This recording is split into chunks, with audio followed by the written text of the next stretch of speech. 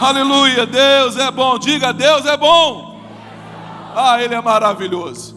Abra a sua Bíblia na segunda carta de Paulo a Timóteo, no capítulo 2. Aleluia. A partir do versículo 14, diz assim as Sagradas Escrituras: traze estas coisas à memória, ordenando-lhes diante do Senhor que não tenhais contendas de palavras, que para nada aproveitam, senão para perversão dos ouvintes. Procura apresentar-te a Deus aprovado, como obreiro que não tem de que se envergonhar, mas que maneja bem a palavra da verdade. Você pode tomar o teu lugar, com a sua Bíblia aberta, com papel e caneta na mão. Amém? Deixa eu falar uma coisa para vocês aqui, antes de nós entrarmos no texto. Quando o apóstolo Paulo escreve essa carta a Timóteo, esta é a última carta que Paulo vai escrever. É a última. E é a última carta que Paulo escreve, ela vai exatamente para Timóteo, seu filho na fé. Paulo provavelmente ele está em Troade, uma cidade como as outras, governada pelo Império Romano. O imperador de Roma nesse momento, que Paulo escreve essa carta, é um homem maligno em todos os graus, todo grau, em toda a força da palavra. Nero é o imperador de Roma nesse momento.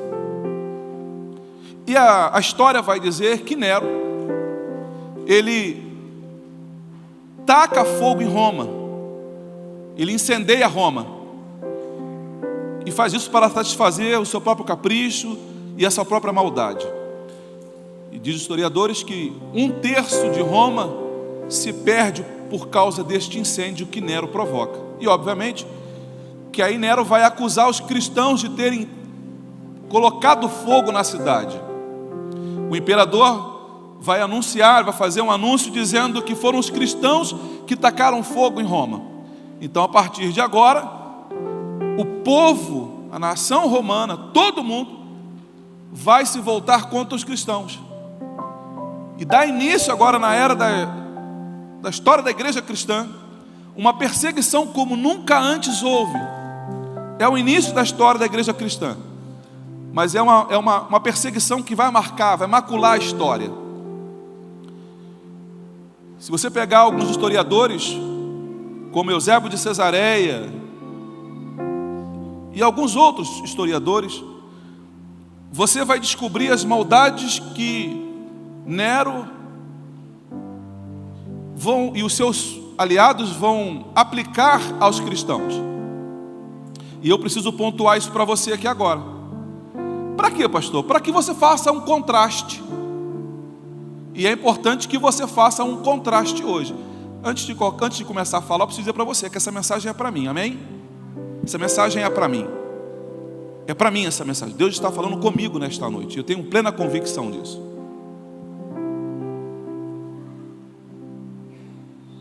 A perseguição vem. E quando eu digo que eu quero que você reflita nesta passagem, é para você se dar conta e fazer um contraste entre o que você passa hoje como cristão e o que os cristãos passavam naquele momento. Eu preciso que você faça esse contraste, para que você chegue num propósito de perceber se a tua vida está tão difícil assim como você costuma dizer que está. Ainda existe esse monumento, existe essa construção lá em Roma, que é o Coliseu Romano, aonde os cristãos eram levados para serem jogados às bestas feras como um espetáculo para aquele mundo de então. Tudo isso porque Nero disse que foram os cristãos que tacaram fogo em Roma. Então, quando se descobria um crente, pega ele, leva ele com toda a sua família, coloca dentro da arena. E eu quero que você visualize essa imagem. Imagina uma família, a mãe, o pai e os filhos, 2, 3 filhos, um de 10, um de 6 e um de colo ainda, 1 ano e meio no colo.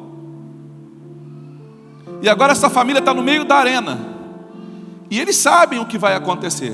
Talvez as crianças ainda não. E imagina essa criança de 10 anos olhando para o pai e falando: pai, o que vai acontecer? E o pai sabendo o que vai acontecer, mas não tendo coragem de dizer para os filhos. Mas existe uma chance deles saírem dali. É só eles negarem a fé. É só eles falarem assim: não, houve algum equívoco, algum engano. Nós não somos cristãos, nós não somos cristãos.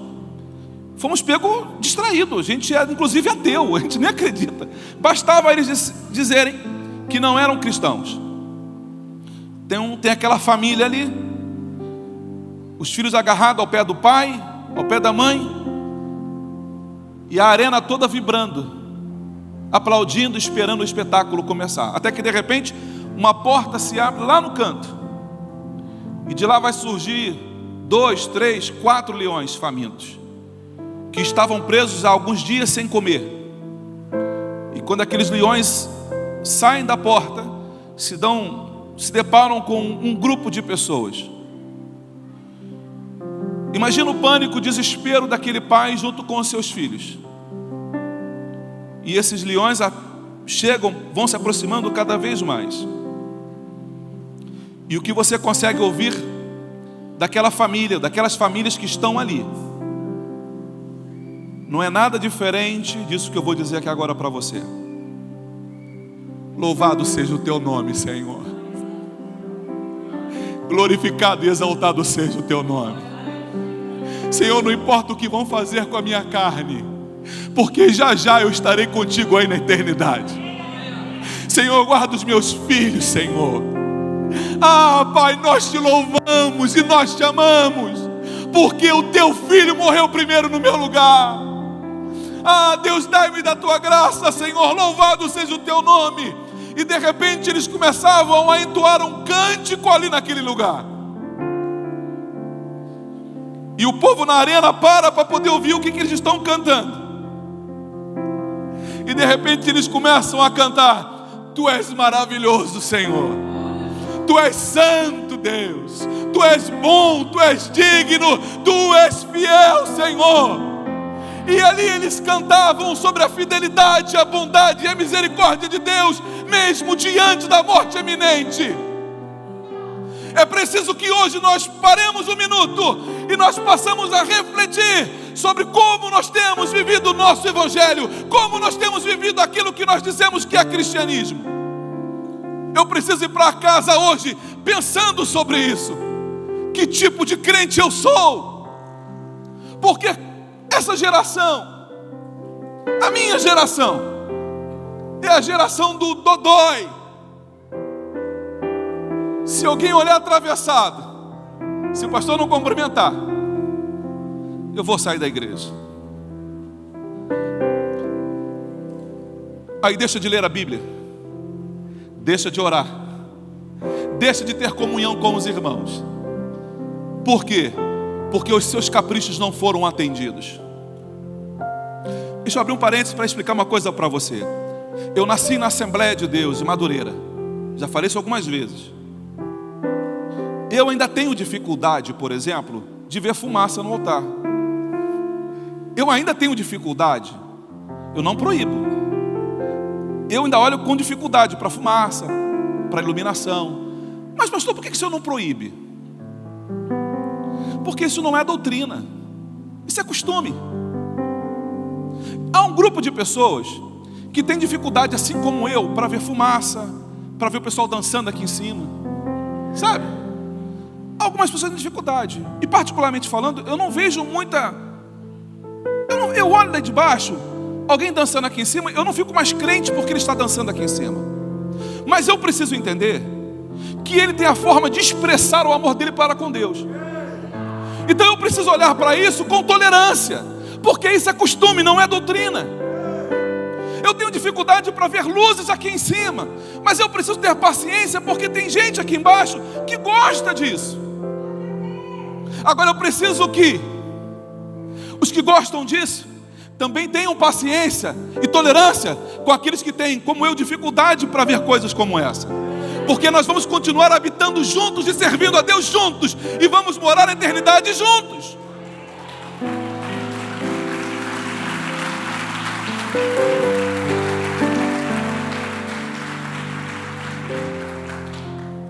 É o novo convivendo com o mais experiente. Essa semana eu conversava com um pastor, não lembro quem foi, e eu falei, isso aí a gente aprendeu cedo, elementar, isso aí aprendemos cedo. A canga, você coloca, uma peça de madeira, que você coloca no pescoço do boi velho. E do outro lado você coloca um boi novo. E coloca os dois para arar. O boi novo quer pular, quer correr, quer fazer. Mas o boi velho está no passo dele. Devagar, rapaz, calma aí. Devagar também é pressa. Devagar. E vai chegar um momento que o boi novo acaba pegando o passo do boi velho. E os dois conseguem trabalhar juntos e fazer um trabalho extraordinário.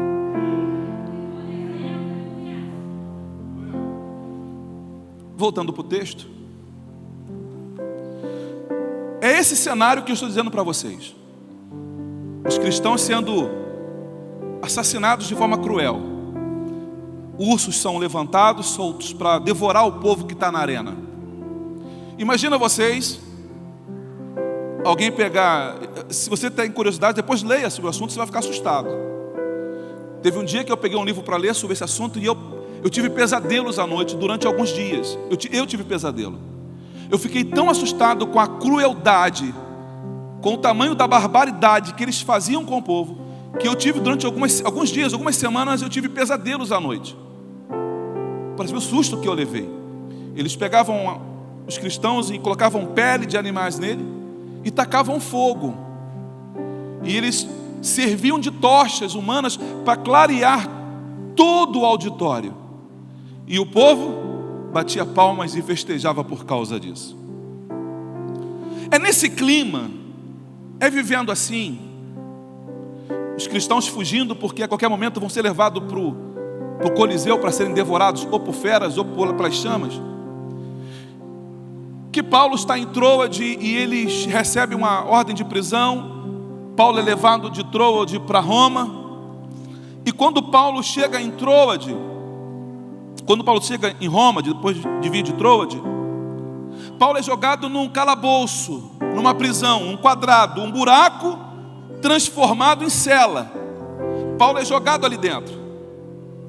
Não tem sistema de esgoto ali. Todo o dejeto de Paulo vai ficar no mesmo ambiente onde ele vai dormir. Ele tem que limpar aquilo, botar aquilo num recipiente e jogar fora por um buraco ou devolver para o soldado. É frio ali dentro, é escuro ali dentro. Quando chega a hora da refeição, o soldado vem com a comida. Não é como você vê no filme. Abre uma portinhola, passa uma bandejinha, ele abre, come e devolve a bandejinha. Não é isso. A comida é despejada pelo buraco e ela cai naquele chão. Paulo tem que juntar aquilo para poder comer. Nesse clima, ali, Paulo ainda consegue tempo para escrever uma carta para Timóteo. E é parte da carta que nós acabamos de ler aqui nesta noite. Paulo está com os dias contados. Paulo sabe que vai morrer daqui a alguns dias. Isso é certo. É certo.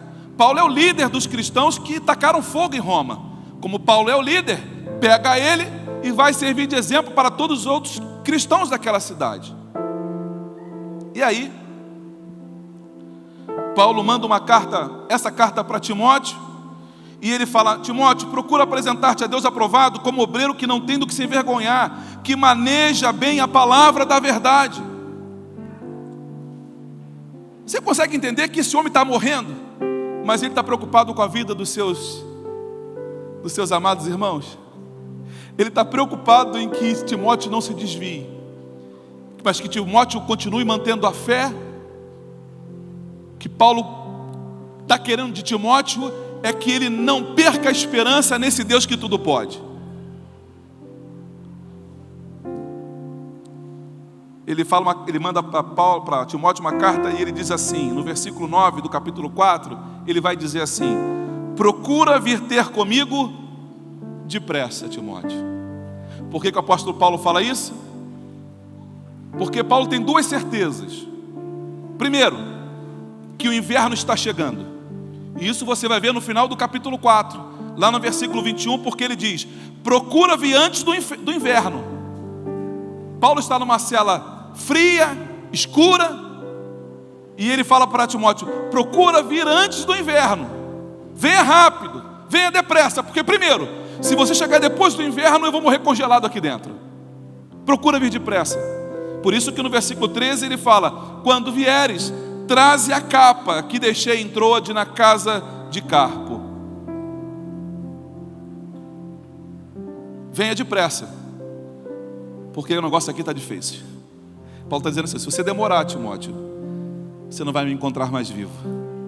Se você demorar a vir, se você ficar pensando muito, vou, não vou, quando você decidir vai ser tarde demais. Não responde para mim não. Mas quantas das vezes você demorou a tomar uma decisão e você perdeu aquela oportunidade?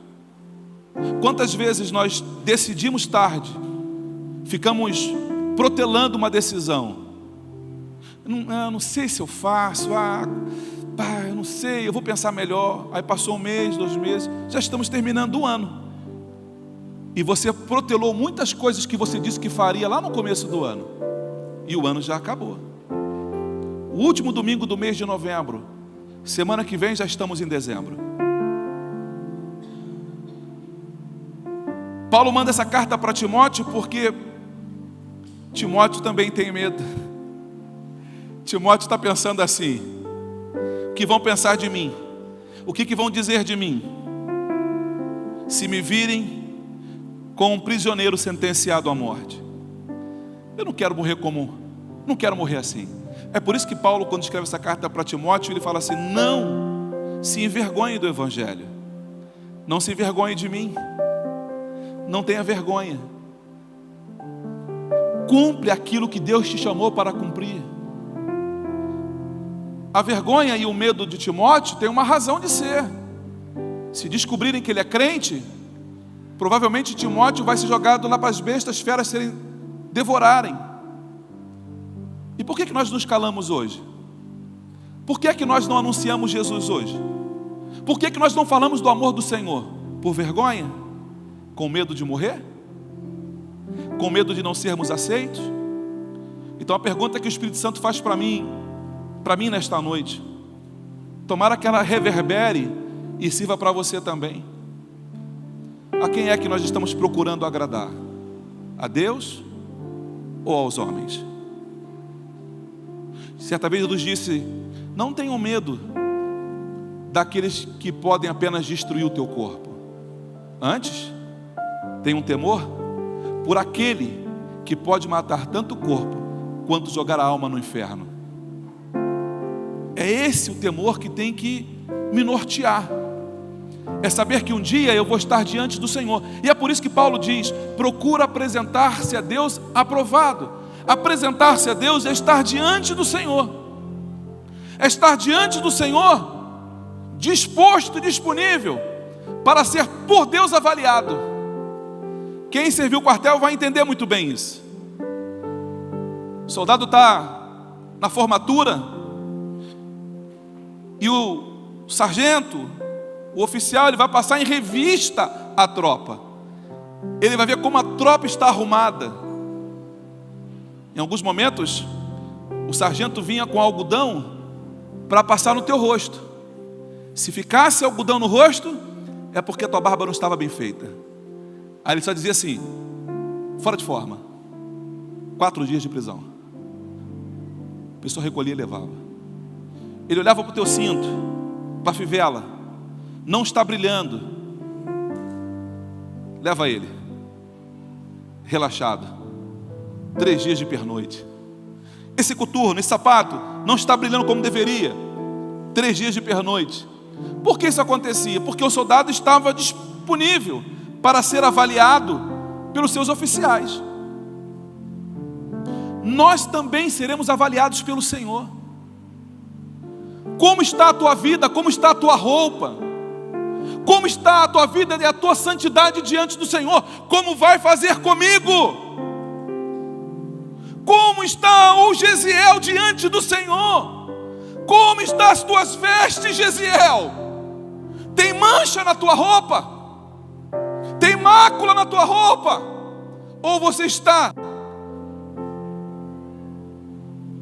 vestido de uma forma que vai agradar o teu Senhor? Quantas coisas no dia a dia tentam e vão manchar as nossas vestes?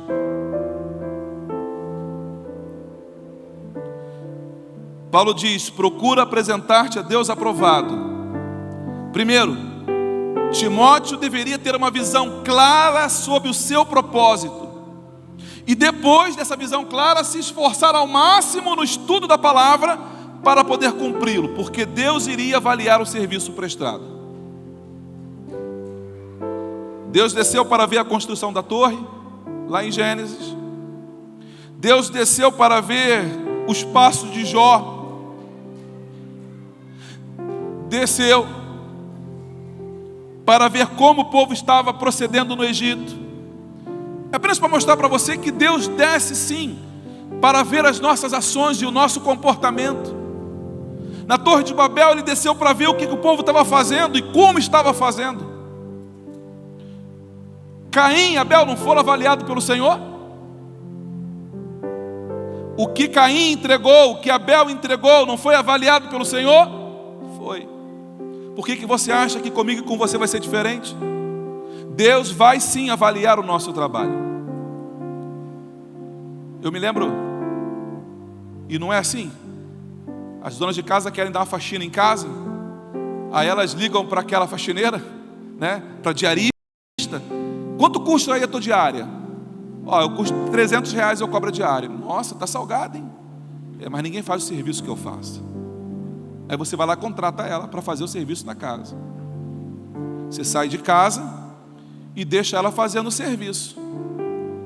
Deixa ela fazendo o serviço. Você fala: vou aproveitar e vou dar uma passeada. Vai pagar. Aí você volta. E quando você chega em casa, maridos não concordem, fica quietinho, não faça nada, porque normalmente isso custa um beliscão. A mulher vai lá e faz assim, ó. Ela vai lá no basculhante da cozinha e faz assim, ó.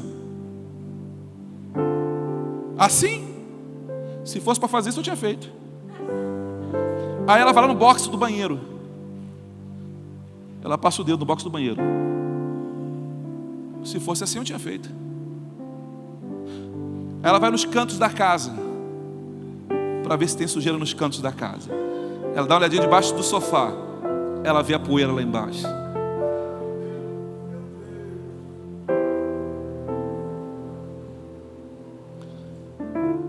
Normalmente a gente escuta assim: que servicinho, hein? Mas é lambona. Mas se fosse para fazer assim, eu não tinha pago. Aquilo que nós fazemos vai ser avaliado pelo teu Senhor. Você tem responsabilidades e compromisso, não é comigo como teu pastor. O teu compromisso é com Deus. E aquilo que você faz, da forma como você faz, vai ser avaliado sim por Deus.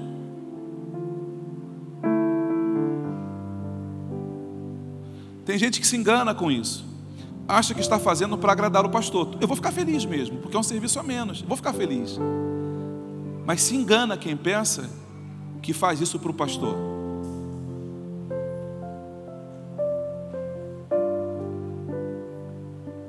É difícil ouvir um glória, né? Eu sei. Não se esqueça de que essa palavra é para mim. E eu estou comendo essa palavra desde o começo da semana. Foi terça-feira que você veio aqui, não foi? Eu não estou desde terça-feira estudando essa palavra. Pastor Josué e pastor Ivan tiveram comigo aqui na segunda ou foi na terça-feira, né? Foi na terça, né? Você esteve na sexta? Terça e sexta. Não é a palavra que eu estou comendo a semana inteira? E você acha que Deus está fazendo o que comigo? Moendo. Porque se eu fazia o meu melhor, meu irmão, agora eu estou fazendo melhor ainda. Eu estou fazendo melhor ainda. Eu estou fazendo melhor ainda. Procura apresentar-te a Deus aprovado. Tudo o que fazemos não passa por desapercebido pelo Senhor. Portanto, desculpas não colam. E a gente é especialista em dar desculpas, né? A gente é especialista. Não, pastor, eu não faço porque hoje de manhã eu cheguei na igreja, a irmã Rosana estava lá atrás. Você leva para os filhos, estavam assim os filhos dela.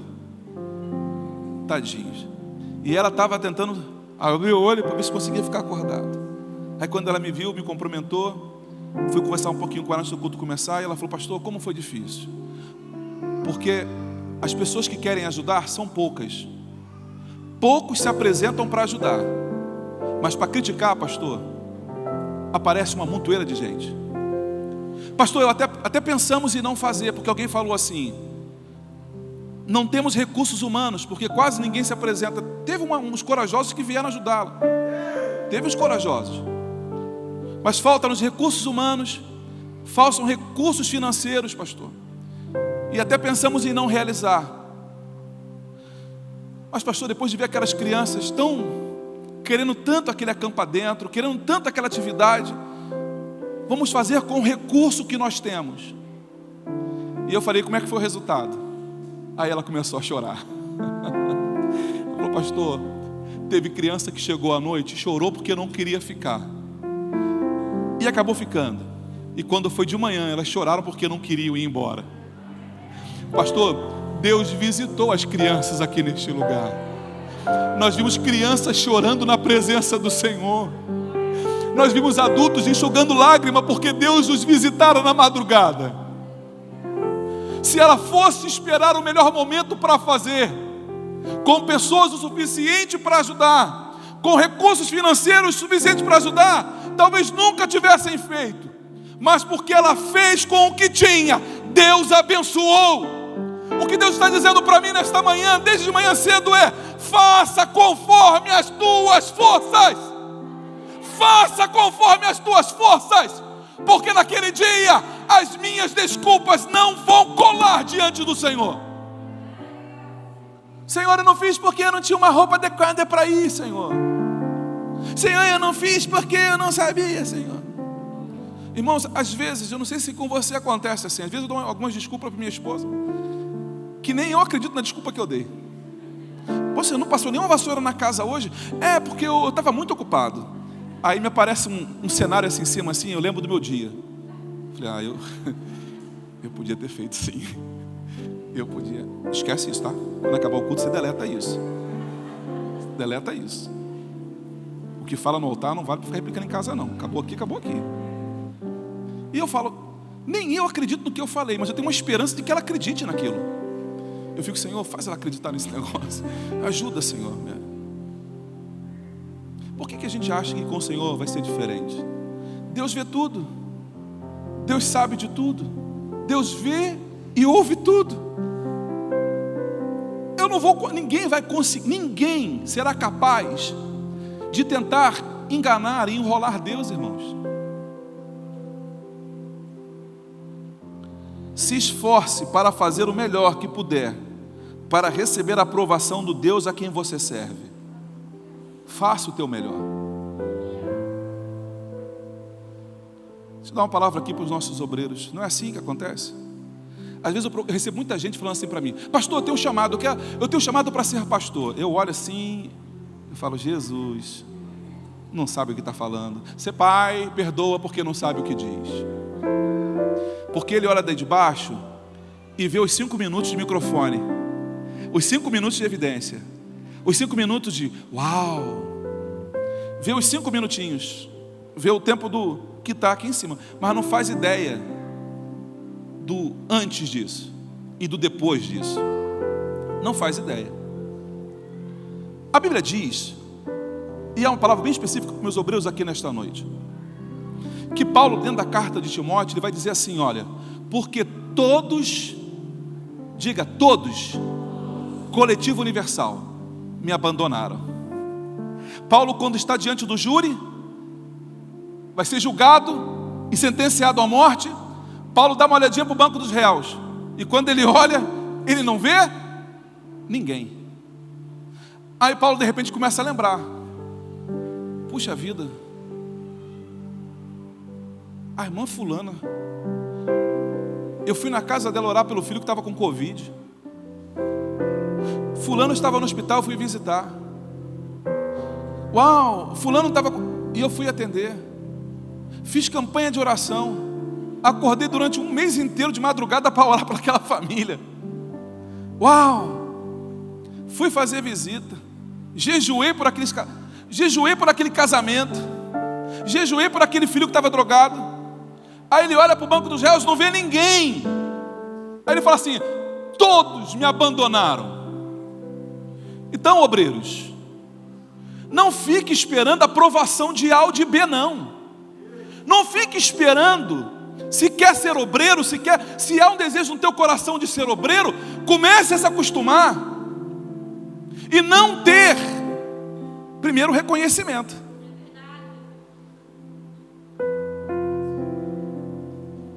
Às vezes a gente faz: ah, pastor, eu fiz, nem obrigado eu recebi, porque fez para mim? Fez para o pastor? A minha cabeça fica a 1000 por hora, irmãos.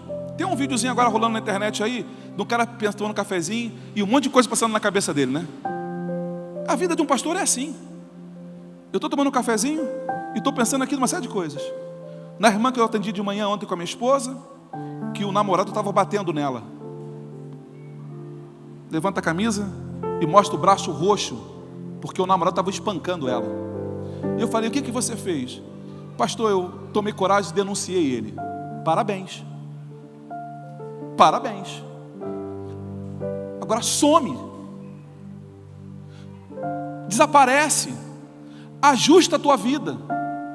Ajusta a tua vida diante do Senhor. Por quê, pastor? Porque estavam vivendo maritalmente juntos. Eram solteiros vivendo no pecado. A Bíblia diz que o salário do pecado é o quê? Do que é o salário do pecado? E a cabeça do pastor fica nesse negócio, pensando em todo mundo. A minha avó dizia assim: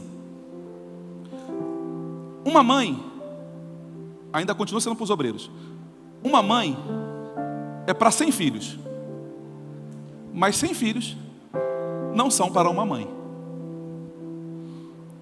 Minha avó acho que era filósofa, porque ela tinha umas sacadas assim que eu pensava: uau. Por que eu estou dizendo isso? Porque muitas das vezes você quer ser obreiro, mas não está preparado para pagar o preço de ser um obreiro. Quer fazer parte do ministério de louvor, mas não quer vir ensaiar. Quando o pastor fala com você, quando o líder fala com você a respeito de algo, você fica de cara feia, vira a cara para o lado. Quer dirigir um departamento, mas não se submete ao pastor. Aí o pastor fica cheio de dedo para falar, né? Pois é, por quê? Porque se falar, eu vou embora dessa igreja, vou procurar outra igreja para ir.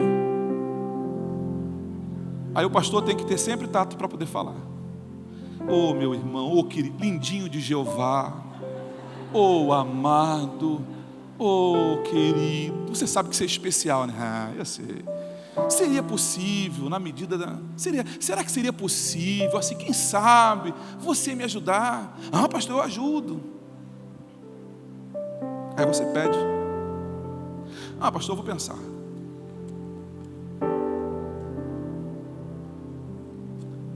Obreiro tem que, se você quer ser obreiro, tem que estar preparado para quando precisar não ser atendido. Quando precisar de um abraço, não receber esse abraço. Agora você tem que estar pronto para abraçar o tempo todo. E tem que estar pronto. Tem que estar pronto. Senão, como dizia o filme, pede para sair. Porque o pastor tem que estar pronto. E tem que estar pronto, porque para isso ele foi chamado, para perdoar quando for ofendido. Mas procurar depois o ofensor e pedir para o ofensor perdão: você me perdoa? Fica triste comigo não. Se não for isso, meu irmão, você não entendeu para que o Senhor te chamou. Que ensina corretamente a palavra da verdade. O ensinar a palavra aqui, o ensinar aqui, no grego, ele tem o seguinte sentido: Alguém marcou uma pedra com uma linha, e aquela pedra tem que ser cortada naquela linha. Então o ensinar aqui tem esse sentido: cortar na linha, é cortar em cima, sem se desviar, é ser justo na divisão, é ensinar corretamente a palavra da verdade. Agora, como é que você vai ensinar uma coisa se você não estuda? Como é que você vai ensinar uma coisa se você não se dedica àquilo? Me traz nojo, me traz asco, quando eu vejo obreiros que baixam da internet sermões para pregar para a igreja. São preguiçosos, lambões, que não se dedicam ao estudo da palavra e acham que a igreja pode receber qualquer coisa. Não tem coragem para... Quantas e quantas vezes, irmãos, quero comprar uma roupa, mas eu fico naquela de... compro a roupa ou compro o livro para estudar? Compro o livro. Compro o livro. E eu vou me dedicar. Ah, pastor, eu sou meio mandrião, pastor, eu não gosto muito de ler. Então, não seja obreiro. Seja outra coisa. Porque você precisa ler. Isso te livra? Não. Por que isso não te livra? Porque a Bíblia diz, nesse texto que nós acabamos de ler, que existiam homens dentro da igreja que pregavam, e pregavam heresias dentro da igreja. Então você tem que estar pronto para ouvir, analisar o que foi dito, escrever e fazer como a igreja de Bereia, para conferir se o que ele está dizendo é verdade ou não. Há 2 domingos atrás subiu alguém aqui em cima no altar, para minha tristeza, e chamou todo mundo de víbora e de cobra. E teve irmão que falou: amém, aleluia. Meu irmão, quando você diz amém, você está dizendo assim seja. Eu concordo.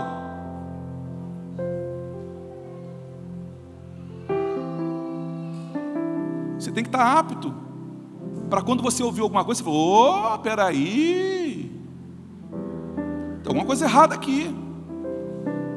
Se não conseguiu ainda ter discernimento, procura o teu pastor. Até eu mesmo, Paulo vai dizer assim, ó: se eu vos apresentar um outro evangelho, que eu seja considerado o quê? Anátema, maldito. A igreja tem que estar preparada para ouvir aquilo que a palavra do Senhor diz. E é por essa razão que o apóstolo Paulo, aqui no capítulo 4, versículo 1 e 2, ele vai dizer assim: conjuro-te, eu te exorto, eu te animo, eu te cobro que você, diante de Deus e do Senhor Jesus Cristo, que é de julgar vivos e mortos, na sua vinda e no seu reino, que pregues a palavra. Paulo está dizendo: Timóteo, prega a Bíblia para esse povo. O que esse povo precisa é de Bíblia, da palavra do Senhor. Não preciso de filosofia aqui em cima do altar, eu não preciso de coach em cima do altar. O que eu preciso é de homens e mulheres que tenham Bíblia para entregar para o povo.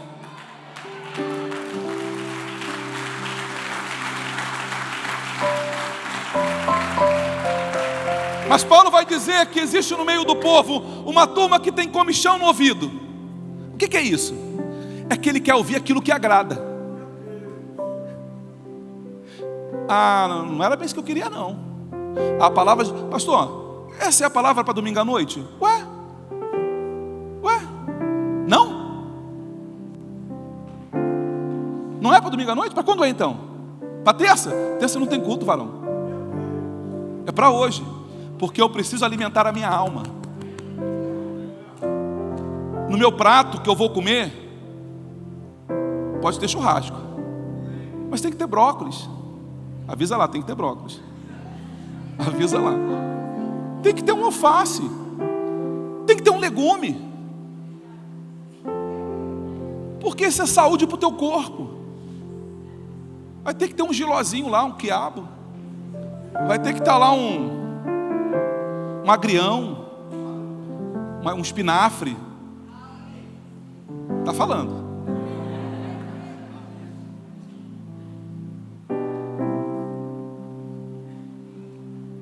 A palavra de Deus para Paulo é: a minha graça te basta. A palavra de Deus para a minha vida e para a tua vida nessa noite é: a minha palavra te basta. Igreja, não aceite nada menos do que a palavra do Senhor. Não aceite nada menos. É claro, irmãos, eu converso muito com o pastor Diego, a gente está sempre conversando. E nós estamos primando por um louvor de excelência, porque o nosso Deus merece um louvor de excelência. Amém ou não amém? É por isso que eles ensaiam. É por isso que eles ensaiam. Porque o nosso Deus merece o melhor louvor que nós podemos dar. Mas eu tenho dito que a igreja da Palhoça vai ser reconhecida principalmente por causa do compromisso com a palavra de Deus. Se você decidir ficar aqui na igreja, apesar do louvor ser muito bom, que o que te faça ficar aqui não seja o louvor, porque o louvor não é para você. Que a tua decisão seja por causa da palavra do Senhor. Como eu ouvi algumas vezes: pastor, eu decidi ficar nesta igreja por causa da ministração da palavra do Senhor. Que seja a palavra do Senhor ministrada neste lugar a razão para você escolher ficar aqui. Ame a palavra do Senhor. Ame a palavra do Senhor. 2 Timóteo no capítulo 4, versículo 6, a parte B vai dizer assim: porque eu já estou sendo oferecido por aspersão de sacrifício, e o tempo da minha partida está próximo. Paulo está dizendo assim: ó, eu já estou quase morrendo, já está chegando a hora da minha partida. Paulo está dizendo: estou com os dias contados, e o dia da minha morte está próximo. E é por isso que no capítulo 4, versículo 9, Paulo, ele diz a Timóteo: procura vir ter depressa comigo. Ou seja, se quiser me ver ainda vivo, seja rápido. Aí, Paulo me traz uma informação que eu fico com meu coração pegando fogo, irmãos. Porque Paulo sabe que vai morrer daqui a alguns dias, daqui a pouco tempo ele vai morrer. Aí Paulo diz assim: toma contigo Marcos e traze-o consigo. Traz João Marcos com você, porque ele me é muito útil para o ministério. Deixa eu ler essa frase para você aqui. Tem um Steve Jobs, dono da Microsoft, da Apple. Steve Jobs, ele, no dia da formatura dos alunos da Universidade Americana de Stanford, ele foi chamado para fazer um discurso para os alunos. Olha a frase dele: se hoje fosse o último dia da minha vida, eu desejaria mesmo estar fazendo o que faço? Se a resposta for não, por muitos dias consecutivos, é preciso mudar alguma coisa. Lembrar de que em breve estarei morto é a melhor ferramenta que encontrei para me ajudar a fazer as grandes escolhas da vida. Porque quase tudo, expectativas externas, orgulho, medo do fracasso, desaparece diante da morte, que só deixa aquilo que é importante. É por essa razão que o salmista no Salmo 90, versículo 12, ele vai dizer: ensina-nos a contar os nossos dias. Ele não fala a contar os nossos anos. Ensina-nos a contar os nossos dias, de tal forma que alcancemos um coração sábio. Por que todo dia? Steve Jobs, ele falou a mesma coisa que o salmista, só que de forma diferente. Se você responde para você aí, na tua mente aí, se você soubesse que iria morrer hoje, o que você está fazendo? Você continua fazendo até a hora de dar o último suspiro? Ou você pararia de fazer o que você está fazendo? E se essa pergunta se repetir durante alguns dias, e a resposta for a mesma, nós temos que repensar o que estamos fazendo. Por exemplo, se você pegar a história de João Marcos, você vai entender que houve uma ruptura no relacionamento de Paulo com João Marcos. É que no final da vida, sabe aquelas picuinhas que a gente fica arrumando com um e com o outro? No final da vida você fala assim: meu Deus, que besteira, né? Que besteira. Deixei de falar com aquela irmã por causa de uma coisa tão pequena. Aí isso começa a te assombrar. É por isso que às vezes você escuta assim: pastor, pede para a irmã fulana vir aqui, eu precisava conversar com ela.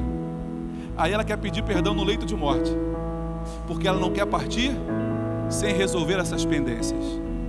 Porque quando estamos diante da morte, é aí que nós fazemos essa avaliação. Puxa vida, parei de falar com fulano por besteira, por tão pouco. Parei de falar com fulano por tão pouco, só porque ela disse que meu café estava frio.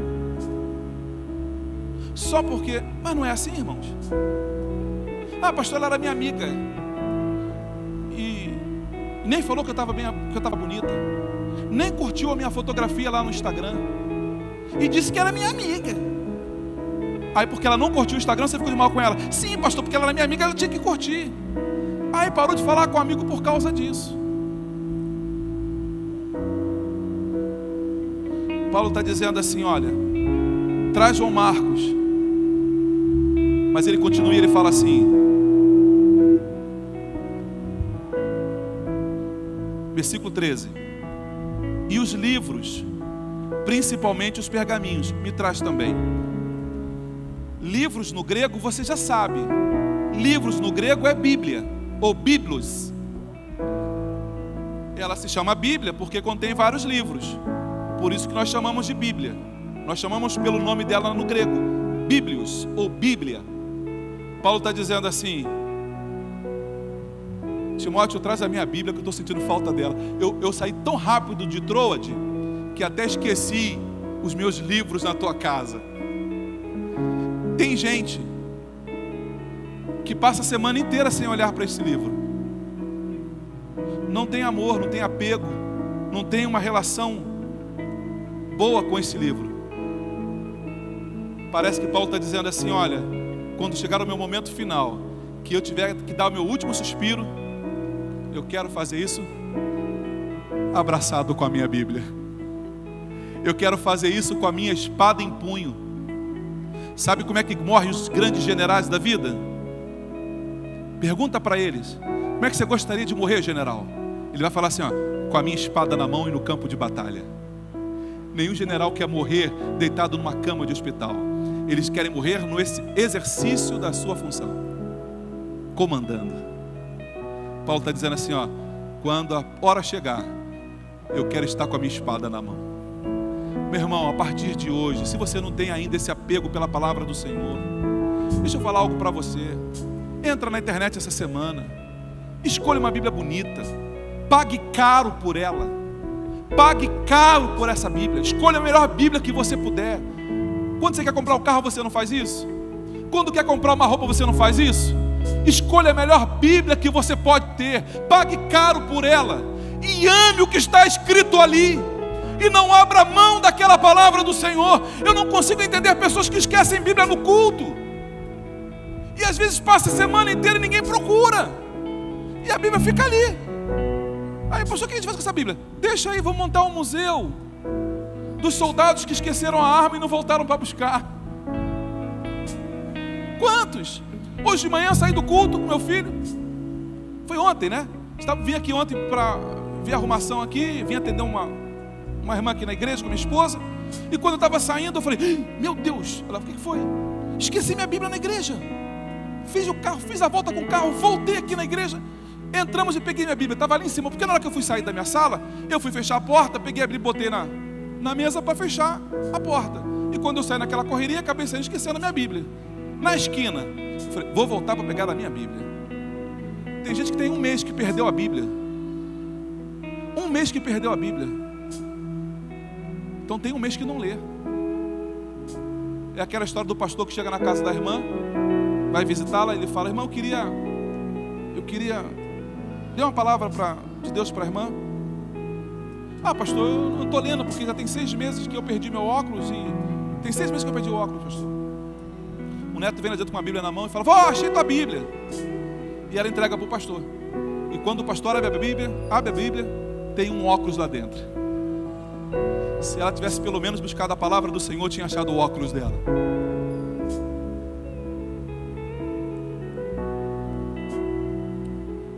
principalmente os pergaminhos. Latim, essa palavra vem do latim, ela diz membrana, ou folha de pergaminho, feito de peles de animal. Para quê, pastor? Para uso. O uso dela era para tomar notas e anotações, e fazer anotações. Então Paulo está dizendo assim para Timóteo: Timóteo, vem depressa e traz para mim a minha Bíblia e o meu caderno de anotações. Traz para mim o meu esboço. Traz para mim o meu sermonário, aquilo que eu anoto quando acaba o culto. Traz para mim, porque aquilo é importante para mim. Se nós queremos entrar bem no próximo ano, se nós queremos que o próximo ano 2022 seja um ano promissor para cada um de nós e para você também, nós precisamos mudar o nosso comportamento em relação a este livro. Nós precisamos amar esta palavra acima de qualquer outra coisa. Você precisa amar a palavra do Senhor sobre tudo que você precisa amar. Ame a palavra do Senhor. Tenha uma intimidade maior com ela. Por isso que ele diz: manuseie esta palavra com ousadia. Tem habilidade para achar este livro. Tem habilidade para correr o texto e achar com facilidade aquilo que você quer. Tem habilidade com isso. Abre aí em Naum. O que, pastor? Naum, abre Naum aí. Está na Bíblia, pastor, isso aí? É apócrifo? Pastor, é onde? Depois de Filemão? Onde é que é esse negócio, pastor? Abre aí em Joel. Quem? Não sabia que o irmão Joel, o pastor Joel tinha escrito uma carta? Pelo amor de Deus. Macabeus. Uau.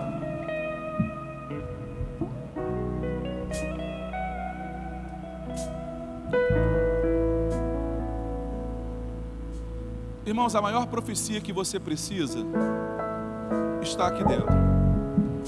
Sabe por que tem muita gente dando cabeçada por aí?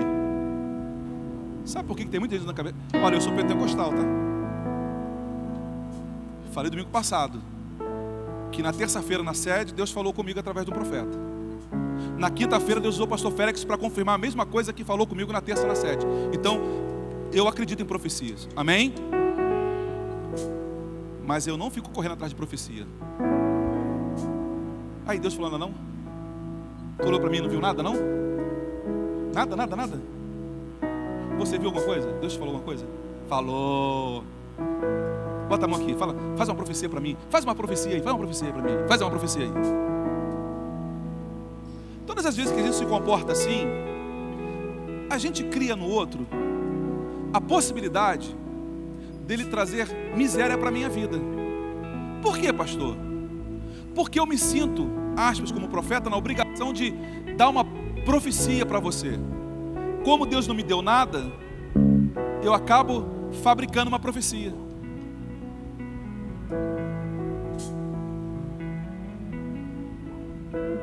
Mas quando eu abro a palavra do Senhor, não há equívocos, não há engano, não há dúvidas de que foi Deus quem falou. Você entendeu esta palavra? Eu sei, pastor, não era bem o que eu queria ouvir no domingo à noite. Mas um dia, não é todo domingo que a mamãe faz uma macarronada em casa, não é? Não é todo domingo que a esposa permite uma lasanha, não é? Não é todo domingo. Hoje, o que Deus preparou para mim e para você foi um alimento mais consistente. Mas é isso que vai trazer saúde para os teus ossos. É isso que vai ajudar a tua alma a caminhar em direção aos céus. Eu quero orar por você nesta hora. Eu quero pedir que a igreja curve a sua cabeça. E eu quero orar por você. Que esta palavra tocou no teu coração, queimou o teu coração. Fique tranquilo, irmãos. O culto começou às 7h30. Ainda são 9h10. A gente já vai terminar o culto. Se esta palavra queimou no teu coração, você tem liberdade para sair do teu lugar e vir à frente. Eu quero orar por você. Se em algum momento da tua caminhada,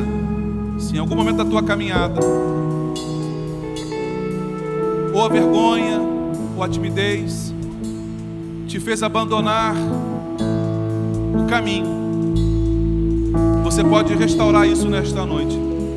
Você pode se posicionar para que Deus restaure isso na tua vida nesta noite. Então saia do teu lugar e venha à frente. Hoje é a noite que o Senhor reservou para você.